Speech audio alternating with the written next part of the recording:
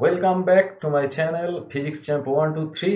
এই ভিডিওতে আমি আলোচনা করব যে গ্যাসের গতিতত্ত্ব থেকে আমরা চাপের রাশিমালা কিভাবে নির্ণয় করতে পারি। গ্যাসের গতিতত্ত্ব একটা কনসেপ্ট আমাদেরকে দিয়েছিল যে গ্যাস যে পাত্রের মধ্যে রাখা হয় সেই পাত্রের মধ্যে গ্যাস অনেকগুলো কণা থাকে এবং এই কণাগুলোর নাম হচ্ছে অণু। এগুলো বিন্দু ভর, এরা পরস্পরের সঙ্গে সংঘর্ষ ঘটায় কারণ তারা গতিশীল এবং নিরবিচ্ছিন্ন নিরন্তর এলোমেলোভাবে ছোটাছুটি করতে থাকে। এই গতি কখনোই প্রায় থামে না, কন্টিনিউয়াস গতি। ছোটাছুটি করার ফলে তারা নিজেদের সঙ্গে তো সংঘর্ষ ঘটায়, এমনকি যে পাত্রে রাখা হয় সেই পাত্রের সাথেও সংঘর্ষ ঘটায়। যখন তারা পাত্রের সাথে সংঘর্ষ ঘটায় তখনও স্থিতিস্থাপক সংঘর্ষ হয় এবং এই অবস্থায় কিন্তু কণাগুলোর সঙ্গে পাত্রের দেওয়ালের কোনো রকম আকর্ষণ বল কাজ করে না, তাই স্থিতিশক্তি একদমই জিরো। সংঘর্ষটা স্থিতিস্থাপক হওয়ার জন্য কি হয়, এগুলো আমি পুরোটাই আগের ভিডিওতে বলে দিয়েছি। যদি তোমরা কেউ না দেখে থাকো তাহলে আগের ভিডিওর লিঙ্ক ভিডিওতে পেয়ে যাবে, ওপরের দিকে দেওয়া থাকবে। স্থিতিস্থাপক সংঘর্ষ হওয়ার কারণে ভরবেগ গতিশক্তি সংরক্ষিত থাকে, অর্থাৎ ভরবেগের পরিবর্তন ঘটতে পারে কিন্তু মোট যে ভরবেগ, সিস্টেমের যে মোট ভরবেগ, সেই মোট ভরবেগ কিন্তু অপরিবর্তিত অবস্থাতেই থাকে। এইগুলো আমরা দেখেছি। এখন সংঘর্ষ ঘটানোর ফলে ছুটন্ত একটা কণা যদি একটা দেওয়ালে আঘাত করে তাহলে সে কিছু বল প্রয়োগ করে। এরকম ধরা যাক n সংখ্যক কণা একটা নির্দিষ্ট মুহূর্তে পাত্রের দেওয়ালের উপরে লম্বভাবে ধাক্কা দিচ্ছে, তাহলে একক ক্ষেত্রফলের উপর এই যে ধাক্কাটা দিল অর্থাৎ বল প্রয়োগ করলো, এই টোটাল বলটার একক ক্ষেত্রফলে যে মান, সেই মানটাকেই কিন্তু আমরা বলবো চাপ। গ্যাসের গতিশক্তির জন্য নিরন্তর ছোটাছুটি করার জন্য একটা গতিশক্তি পাচ্ছে গ্যাস অণুগুলো এবং সেই গতিশক্তিটা পাত্রের দেওয়ালের উপরে গিয়ে ট্রান্সফার করছে। তাহলে একক ক্ষেত্রফলের উপরে যে পরিমাণ গতিশক্তি, মানে গতিশক্তির থেকেই তো বলটা উদ্ভব হচ্ছে, সংঘর্ষ তৈরি হচ্ছে এবং সংঘর্ষের জন্য একটা ইম্প্যাক্ট যখনই তৈরি হচ্ছে তখনই একটা বল প্রয়োজন হচ্ছে। তাহলে যে টোটাল বলটা তারা প্রয়োগ করছে একক ক্ষেত্রফলে, তার মানটাকে আমরা বলছি চাপ। তো এইভাবে কিন্তু চাপের রাশিমালাটা তৈরি হয়। বোঝানোর জন্য মোটামুটি একটা গ্যাস পাত্রের কথা আমরা ধরে নিয়েছি। এখানে ধরে নিতে পারি এটা একটা গ্যাস পাত্র। এখানে এক্স ওয়াই জেড একটা তলের ওপরে রাখা আছে এবং এই পাত্রটা একটা ফাঁকা ঘনক আকৃতি পাত্র। এটা মোটামুটি এর মধ্যে কিছু পরিমাণ কি আছে, এর মধ্যে আছে খানিকটা গ্যাস রাখা আছে। এটা তার মানে একটা গ্যাস পাত্র এরকম ভাবে রাখা আছে। এবং আরো ধরে নিতে পারি এই যে প্রত্যেকটা বাহুর দৈর্ঘ্য, এই প্রত্যেকটা বাহুর দৈর্ঘ্য ধরে নিচ্ছি আমরা এল। এবং অণুর সংখ্যা কত আছে, গ্যাস যে অণুর সংখ্যা, গ্যাস অণু আছে কটা, যেহেতু গ্যাস আছে গ্যাস অণু থাকবে, গ্যাস অণুর সংখ্যা ধরে নিচ্ছি এন এখানে। এবং প্রত্যেকটা অণুর একটা নির্দিষ্ট ভর রয়েছে, বিন্দু ভর যদিও তবুও এদের একটা ভর রয়েছে। তাহলে প্রতিটির ভর হচ্ছে কত, প্রতিটি অণুর ভর হচ্ছে এম, এরকম আমরা একটা কনসিডার করে নিতে পারি। এবং যে কোনো একটা নির্দিষ্ট মুহূর্তে একটা অণু, এখন পার্টিকুলার ভাবে এটাকে আলোচনা করতে হবে, না হলে কিন্তু পুরো বিষয়টা তালগোল পেকে যাবে। কোনো একটা নির্দিষ্ট মুহূর্তে একটা কণা, মনে করা যাক এইভাবে c1 বেগে ছুটে যাচ্ছে। এইভাবে c1 বেগে ছুটে গেলে সেটা তো ত্রিমাত্রিক দেশে অবস্থান করছে, ত্রিমাত্রিক একটা তলেতে অবস্থান করছে, অর্থাৎ এখানে এক্স ওয়াই জেড অক্ষ বরাবর তার কিন্তু একটা নানা রকমের উপাংশ কাজ করবে। তাহলে এইদিকে আমরা বলে থাকি যেহেতু এটা c1, সেই কারণের জন্য c1x এইরকম করে যদি আমরা একটা সিম্বল দিই, সিম্বলগুলো মানে জটিল হয়ে যাবে, সেই কারণের জন্য এই সিম্বলটাকে আমরা না ব্যবহার করে এই দিক বরাবর এক্স অক্ষ বরাবর ইউ এবং ওয়াই অক্ষ বরাবর c1 বেগের যে উপাংশ সেটাকে আমরা v1 এবং জেড অক্ষ বরাবর যে উপাংশ সেটাকে আমরা বলছি w1। ওয়ানটা দিচ্ছি কিসের জন্য, c1 এর উপাংশ বলে, সেই কারণের জন্য u1 v1 w1 এই উপাংশগুলোর কথা আমরা বিবেচনা করে নিচ্ছি। এবং এমনভাবে বিবেচনা করছি যে যাতে করে আমরা মোটামুটি ভেক্টর থিওরি পড়েছি এবং সেখান থেকে আমরা জানি এই উপাংশগুলোর যে যোগফল সেটা c1 এর বর্গের সঙ্গে সমান হবে, অর্থাৎ u1 square plus v1 square plus w1 square equal to হবে c1 স্কোয়ার। এটা c1 স্কোয়ারটা কি, যে কোনো একটা অণুর বেগ। অবশ্যই এটা বলা যেতে পারে কি বলা যেতে পারে, আরএমএস বেগ কিন্তু নয়, আরএমএস বেগের ভ্যালুটা আমরা বের করব পরের দিকে। এটা জাস্ট কণার একটা বেগ। একটা যে কোনো কণা ধরা হয়েছে, 1 নম্বর কণার বেগ হলো c1 স্কোয়ার, যার যোগফল মানে মানটা হচ্ছে উপাংশগুলোর বর্গের যোগফলের সমষ্টি। এই মোটামুটি আমাদের বেসিক কনসেপশন, অ্যাজাম্পশন বলা যেতে পারে, এই তত্ত্বটাকে এস্টাবলিশ করার ক্ষেত্রে। তো ছবিটাকে আমরা একটু সরিয়ে দিই। তো সরিয়ে দেবার পর এখন আমরা যে স্থিতিস্থাপক সংঘর্ষের কনসেপ্টটাকে নিয়ে আসি, তাহলে কি দেখা যাচ্ছে যে এম ভরের একটা কণা এখানে যদি একটা দেওয়াল আছে মনে করে নেওয়া হয়, তাহলে এম ভরের কণাটা এখানে কি বেগ নিয়ে যাবে খেয়াল করো, u1 বেগ নিয়ে x অক্ষ বরাবর যাচ্ছে। তাহলে এম ভরের এখানে একটা গ্যাস অণু রয়েছে এবং এই গ্যাস অণুগুলো আমাকে একটু চেঞ্জ করে নিতে হবে, এই শেপগুলো নাহলে গন্ডগোল করবে। এম ভরের একটা কণা u1 বেগ নিয়ে দেওয়ালের সঙ্গে সংঘর্ষ ঘটাচ্ছে। সংঘর্ষ ঘটালে এর ভরবেগের মান কত হবে, mu1, এবং পরবর্তী মানে মুহূর্তের মধ্যে, সংঘর্ষটা তাৎক্ষণিক, মুহূর্তের মধ্যে এটা কিন্তু এই একই পথে ব্যাক করে আসবে এবং ব্যাক করে যখন আসবে তখন তার বেগটাও কিন্তু সেই u1ই থাকবে, কিন্তু এখন হচ্ছে উল্টো দিকে। তাহলে তার বেগ, বর্তমান বেগ দাঁড়ালো কত, m1, কিন্তু ভরবেগ হচ্ছে মাইনাস u1, mu1। তাহলে এই দুটো বেগ mu1 ভরবেগ নিয়ে x অক্ষ বরাবর কণাটাকে পাত্রের দেওয়ালে ধাক্কা খেয়েছে এবং তাৎক্ষণিকভাবে সে m-u1 ভরবেগ নিয়ে পিছনের দিকে এগিয়ে আসছে, মানে প্রতিক্ষিপ্ত হচ্ছে, প্রতিক্ষিপ্ত ভরবেগ। তাহলে সংঘর্ষের আগে ভরবেগ, সংঘর্ষের পরে ভরবেগ। এখন এই দুটো ভরবেগকে যদি আমরা ডিফারেন্স বের করি যে mu1 মাইনাস mu1, তাহলে এটার মান দাঁড়াবে 2m(u1) এই ভ্যালুটা আমরা দেখতে পাচ্ছি। অর্থাৎ একটা কণা যদি x অক্ষ বরাবর u1 বেগ নিয়ে যায় তাহলে তার যে ভরবেগের পরিবর্তন হচ্ছে 2m(u1). তো তাহলে এখানে এইটার জন্য u1 এর একটা ব্যাপার গেল। তাহলে এর একটা উপাংশ তো y অক্ষ বরাবরও গেছে, তাহলে y অক্ষ বরাবর যে ভ্যালুটা পাবো ভরবেগের পরিবর্তনের, সেই ভ্যালুটা হচ্ছে 2m(v1), এবং z অক্ষ বরাবর যে উপাংশটা গেছে, ওই একটা কণারই তিনটে উপাংশ বরাবর তো গেছে, u1, v1, w1, এরকম তিনটে উপাংশ নিয়ে গেছে বেগের। তাহলে প্রত্যেকটা বেগ একটা ভরবেগ তৈরি করবে, u1টা একটা ভরবেগ তৈরি করবে, v1 একটা ভরবেগ তৈরি করবে এবং w1 একটা ভরবেগ তৈরি করবে, এবং ভরবেগের পার্থক্যও একটা তৈরি করবে। তাহলে প্রত্যেকের ভরবেগের পার্থক্য হচ্ছে 2m(u1), 2m(v1), 2m(w1). এটা কোন দিকে, তাহলে এটা x অক্ষ বরাবর, এটা হচ্ছে y অক্ষ বরাবর এবং এটা হলো z অক্ষ বরাবর। এখন x অক্ষ বরাবর টোটাল ব্যাপারটাকে যদি আমরা ক্লিয়ার করে ফেলতে পারি তাহলে কিন্তু আমাদের আর কোনো বাধা থাকবে না। তাহলে এখন দেখা যাক এরা কোন দিকে যাবে। না, প্রত্যেকটা বাহুর দৈর্ঘ্য ধরে নিয়েছিলাম কিন্তু l, তার মানে একটা সংঘর্ষ ঘটাতে গেলে আমি ধরে নিচ্ছি যে এই জায়গা থেকে প্রতিক্ষিপ্ত হয়েছে, কতদূর পর্যন্ত মুক্ত পথ থাকবে, তার ম্যাক্সিমাম মুক্ত পথ থাকতে পারে পাত্রের অন্য দেওয়াল পর্যন্ত। তাহলে কতদূর পর্যন্ত তাকে অতিক্রম করতে হবে, যেহেতু এটা দৈর্ঘ্য, মানে দুটো দেওয়ালের মধ্যে ডিস্টেন্স, পাত্রের দেওয়ালের মধ্যে ডিস্টেন্স যেহেতু l, তাহলে এটা কতটা দূরত্ব অতিক্রম করবে, l প্লাস l, মানে যেতে l আবার আসতে l, ফিরে আসতে l, তার মানে টোটাল ডিস্টেন্স সে অতিক্রম করছে 2l। 2l দূরত্ব তাকে অতিক্রম করতে হবে, একটা অণুকে অতিক্রম করতে হবে 2l ডিস্টেন্স। এখন এই 2l ডিস্টেন্সটা x অক্ষ বরাবর যদি যায় তাহলে কতটা, x অক্ষ বরাবর যদি যায় তাহলে তার সময়টা কতটা লাগবে, কি বেগে গেছিল, u1 বেগে গিয়েছিল, x অক্ষ বরাবর u1 বেগে গিয়েছিল। তাহলে এখানে যে সময়টা লাগলো সেই সময়টা হচ্ছে t, এর ভ্যালু পেলাম কি 2l/u1, এত সেকেন্ড ধরে নেওয়া যেতে পারে, এত সেকেন্ড সময় লাগছে। মানে দুটো ধাক্কা, তার মানে এইখানে একটা ধাক্কা সংঘটিত হয়েছে আর এখানে একটা ধাক্কা সংঘটিত হয়েছে, তাহলে দুটি ধাক্কার অন্তর্বর্তী সময় t হচ্ছে 2l/u1। তাহলে এখন সংঘাতের সংখ্যা, এটা আমাদের খুব জরুরি, সংঘাতের সংখ্যা। এখন বলবে খুবই তো ইজি, সংঘাতের সংখ্যা তো আমরা দেখতেই পাচ্ছি এটা দুটো, এখান থেকে তো বলেই দিলাম যে দুটোর জন্যই 12/u1 হচ্ছে। ঠিক আছে, তো সংঘাতের সংখ্যা যদি আমরা হিসেব করতে যাই তাহলে আমরা 1/t এরকম ভাবে লিখি। তো 1/t যদি লিখি তাহলে 1/2l/u1 আসবে, তাহলে আসছে u1/2l।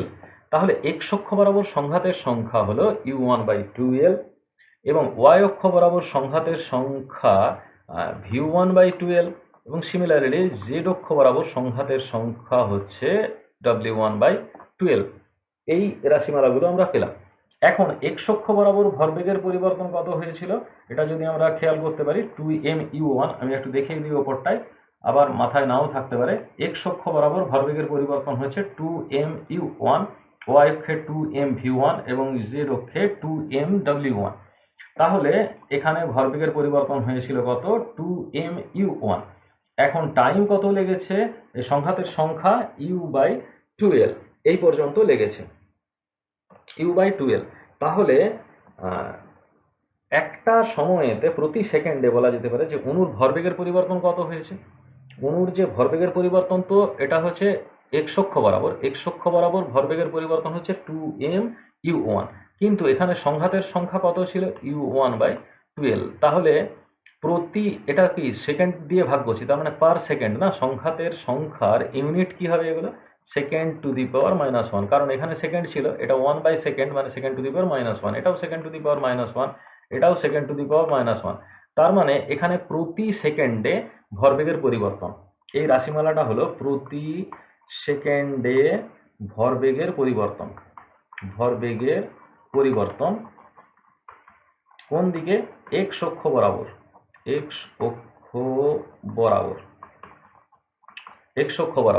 তাহলে এটা হলো প্রতি সেকেন্ডে ভরবেগের পরিবর্তন। অবভিয়াসলি দেখতে পাওয়া যাচ্ছে 2 গুলো ক্যান্সেল হয়ে যাচ্ছে, u1² আসছে এবং l পড়ে থাকছে, অর্থাৎ এটাকে আমরা mu1²/l, এটা হচ্ছে প্রতি সেকেন্ডে এক্স অক্ষ বরাবর ভরবেগের পরিবর্তন হলো mu1²/l। এবং তাহলে এটা ওয়াই অক্ষ বরাবর প্রতি সেকেন্ডে ভরবেগের পরিবর্তন কত বেরোবে, সিমিলারলি আর আমাদের কোষে দেখার দরকার নেই, mv1²/l এবং zmw1²/l। এই রাশিমালাগুলো আমরা পেলাম, ভরবেগের পরিবর্তনগুলো আমরা পেলাম।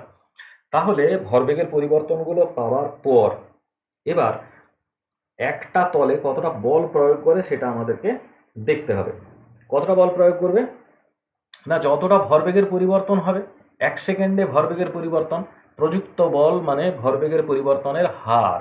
এখানে নিউটনের দ্বিতীয় গতিসূত্র খেয়াল করো যে F = আমরা কি লিখেছিলাম, m(v-u/t), অর্থাৎ ভরবেগের পরিবর্তনের হার, এটাকেই আমরা বলেছিলাম প্রযুক্ত বল।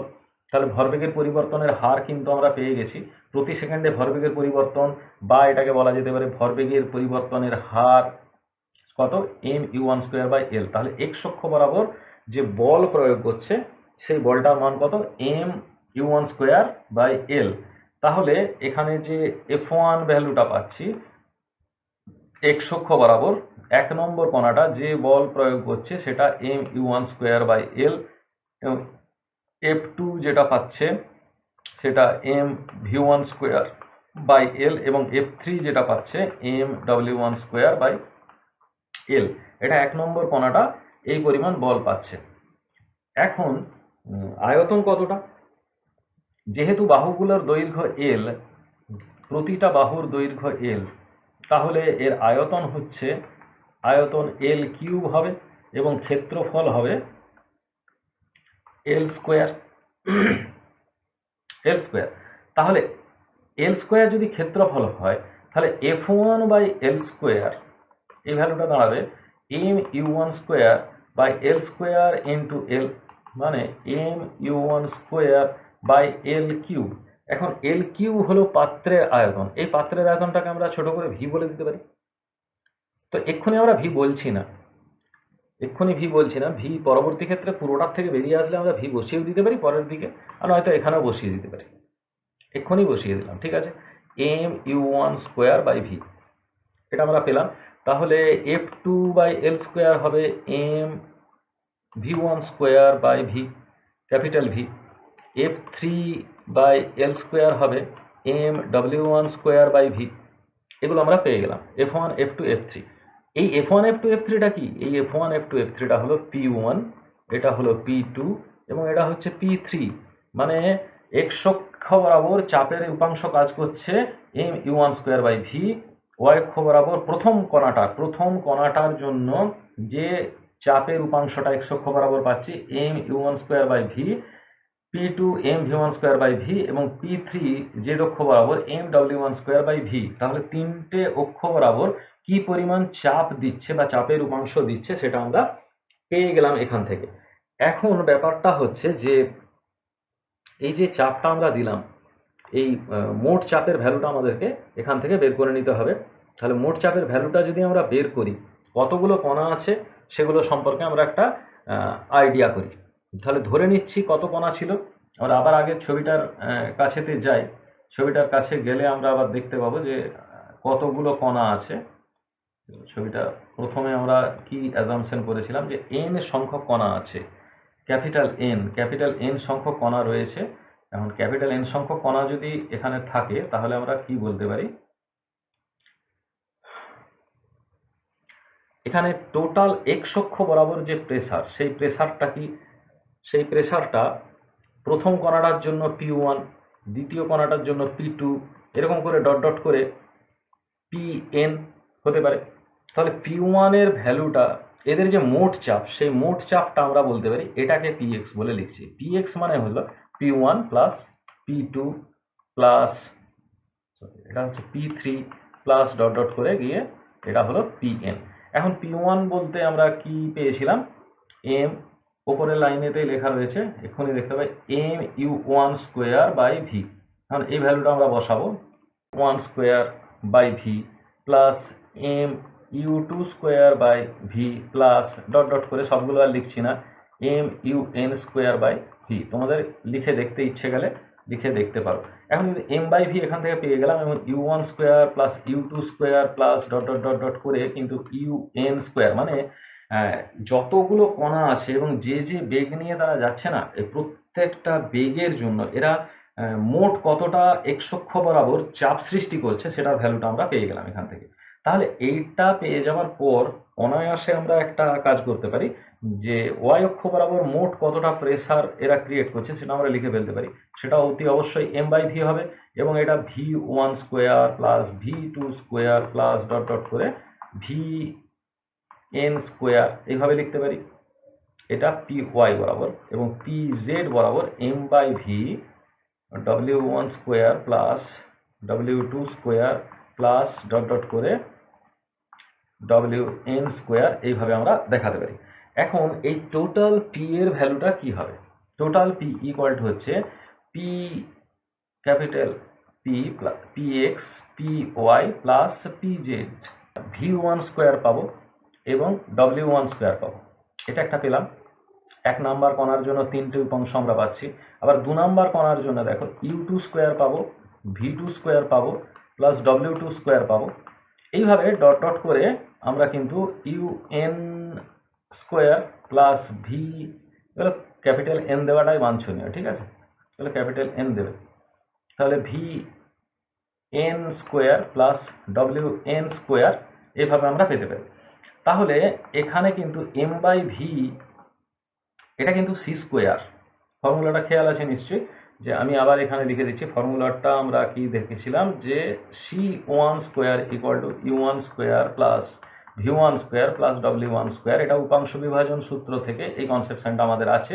সুতরাং এখানে আমরা এটা লিখছি যে c1 square plus c2 square plus dot dot করে গিয়ে এখানে পাচ্ছি আমরা c3 স্কোয়ার। এইরকম একটা পরিস্থিতিতে আমরা চলে এসেছি m বাই ভি। একটা অ্যাজাম্পশন করে নিই। কি অ্যাজাম্পশন করব না, গ্যাস সমসত্ব। এই গ্যাসটা সমসত্ব হওয়ার জন্য যে কোনো দিকে, এদিকে এইদিকে এই দিক বরাবর যে কোনো দিকে কিন্তু গ্যাস অণুগুলো ছোটাছুটি করতে পারে, কোনো নির্দিষ্ট দিকে সেটা যাবে না। তার মানে আমি কি বলেছিলাম, যে এই রকম একটা আয়তনের ভেতর দিয়ে যত সংখ্যক কণা বাইরের দিকে বেরিয়ে যাচ্ছে, ঠিক তত সংখ্যক কণা কিন্তু ভেতরে প্রবেশ করছে।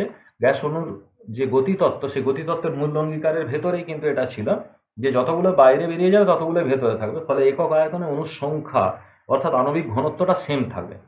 তো এই কারণের জন্য সব দিকেই গতিবেগ রয়েছে, মানে u1 এর দিকে যতগুলো কণা বেরিয়ে যাবে u1 বেগ নিয়ে, v1 বেগ নিয়েও ততগুলো কণা বেরিয়ে যাবে, এবং w1 বেগ নিয়েও ততগুলো কণা বেরিয়ে যাবে। একটা জায়গায় এখানে সি স্কোয়ার সমান দেখতে পাচ্ছি, ধরো u1 square plus u1 square plus u1 square v1 square plus w1 square.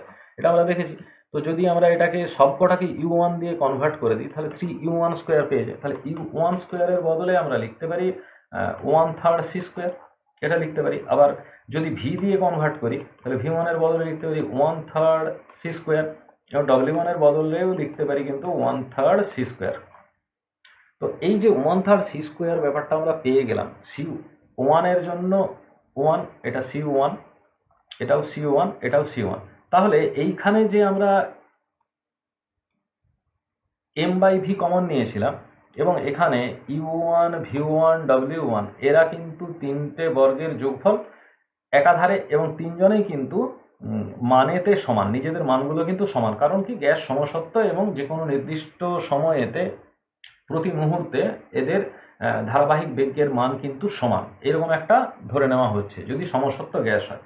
তাহলে সেক্ষেত্রে আমরা এখানে একটা 3 জুড়ে দিতে পারি, m/3v ইন্টু c1 স্কোয়ার, কারণ এগুলো প্রত্যেকটার জন্য এদের যোগফলটা হবে c1 স্কোয়ার বাই 3। তাহলে 3 একটা বেরিয়ে চলে আসলো, এই যে এখানে c1 স্কোয়ার বাই 3 আসছে, এটা আমরা পেয়ে যাচ্ছি। তো এইটা যদি আমরা পেয়ে যাই তাহলে মোটামুটি আমরা বলতে পারি যে এই যে c1 স্কোয়ার c2 স্কোয়ার এই যে ভ্যালুটা আমরা পেয়েছি, এই ভ্যালুটাকে আমরা কিন্তু সেই রুট মিন স্কোয়ার ভেলোসিটি দিয়ে কনভার্ট করে নিতে পারি, যে 1/3 m/v ইন্টু এইখানে এটা আমরা বলতে পারি যে গ্যাসের অণুর সংখ্যা ছিল n সংখ্যাটা ছিল বলে এইখানে আমরা n লিখেছি, n সংখ্যা ছিল, তাহলে n ইন্টু c স্কোয়ারের অ্যাভারেজ, এটা c স্কোয়ারের অ্যাভারেজ, n ইন্টু c স্কোয়ারের অ্যাভারেজ, এটা আমরা পেলাম। n ইন্টু c স্কোয়ারের অ্যাভারেজ দিয়ে এটাকে আমরা প্রকাশ করলাম। তাহলে p equal to 1/3 m/v n into c স্কোয়ারের অ্যাভারেজ। এখন গ্যাসের মোট ভর কত? গ্যাসের প্রতিটি অণুর ভর তো m ছিল, তাহলে m into n, capital N, এটা হচ্ছে ক্যাপিটাল M।